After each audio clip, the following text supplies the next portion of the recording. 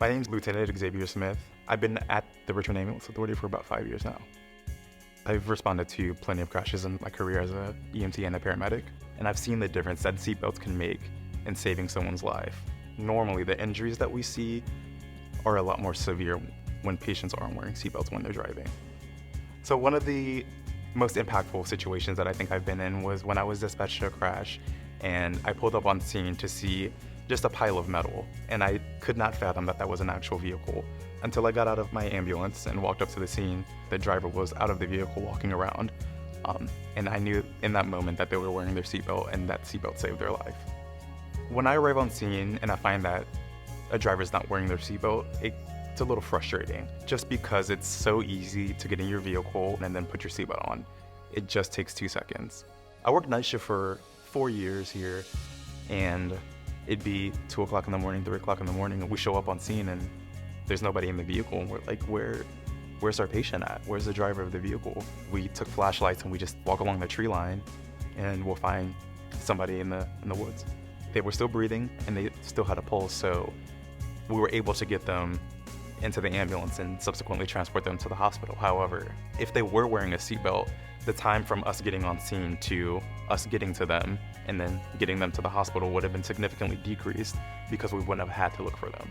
So some of the most common injuries that we see in car crashes when people aren't wearing seatbelts include head injuries, facial injuries, neck injuries, chest injuries, and back injuries. Most of these stem from you hitting your chest or your head on the windshield, the dashboard, the steering wheel. But if you are wearing your seatbelt, all of those injuries can be contained. You may hit your head on the steering wheel or the airbag.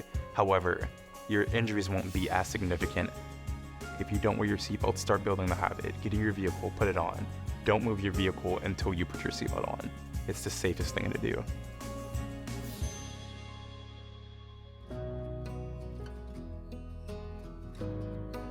Rappahannock Electric Cooperative is a member-owned power company. We currently serve 180,000 customers in 22 counties here in the state of Virginia.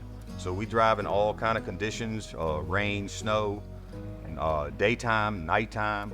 Our employees as a whole do a great job of driving safe. While we are in the business of getting the lights back on, our employees and member safety, whether it's on the road or on the work site, is number one. People think that being a lineman or working for the power company is one of the most dangerous jobs. One of the most dangerous parts of our jobs is driving back and forth to job sites. There was an incident with one of our guys driving our line trucks, and he was going through one of the rural roads not far from here, and the shoulder on the road was rather low, and he actually got off the shoulder, tried to correct it, and when he did, it steered him off the road onto the other side.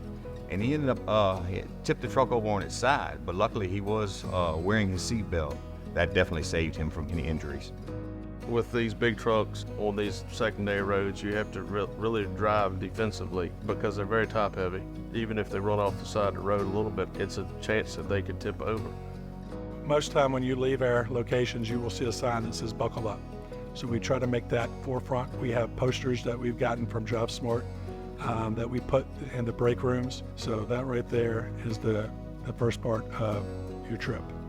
We promote safety so much, not only with actually working on lines, but also with driving. We value all of our employees, and we want them to go home each and every day to their families. That's one of our reasons why we have a stringent policy on safe driving.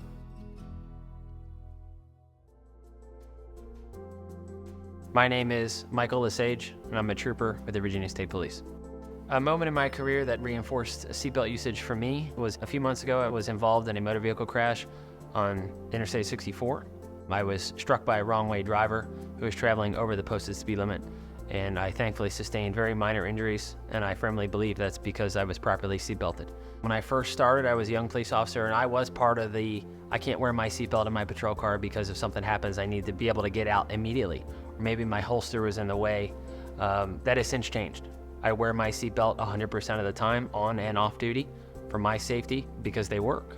Some of the most common excuses I hear from motorists for not wearing their seatbelt are it's not comfortable, it rides on the shoulder or the neck, and it gets annoying. Or they've heard that they're not safe, they won't save their lives in a crash, or they're afraid to get stuck in their car. I'm here to tell you that seatbelts are statistically proven to save your life. Seatbelt enforcement is particularly important, whether it's a warning or a summons. If I can make that contact and maybe change someone's mind about wearing a seatbelt, that's really what I'm after. And I just want to make sure that these folks get home, because the alternative is if they're involved in a crash and they unfortunately don't make it home, now it falls on me to notify their family that unfortunately, their loved one is not coming home because they didn't wear their seatbelt.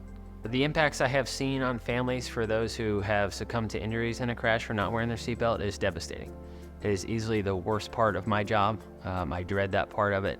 It is just shattering for me to see a family member crumble in tears when I have to deliver the news that their loved one is not coming home simply because they didn't wear their seatbelt. Just take that extra second. Please wear your seatbelt for your safety. And if not for yourself, do it for your family. So someone's not knocking on their door to let them know you won't be home that evening or ever again because your seatbelt was not worn.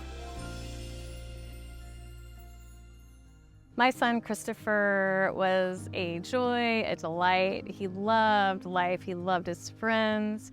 He loved animals. He would always go to the neighbors and try to see their pets because we couldn't have one because he was allergic. One of our neighbor's dogs, he would always bring to the house. It was almost like his dog. So he just loved life. He had just turned 18 and just graduated from high school. The worst night of our lives was the early hours of July 4th. We had that horrid knock on the door. The police officer and chaplain were there. We knew something had happened to Christopher. They began to tell us that he was in a car crash and was thrown from the car. He didn't have a seatbelt on. We were shocked. He always wore a seatbelt every time. It was just that one time. The driver decided he was gonna go as fast as he could down that road, 80 miles per hour, and lost control of the car.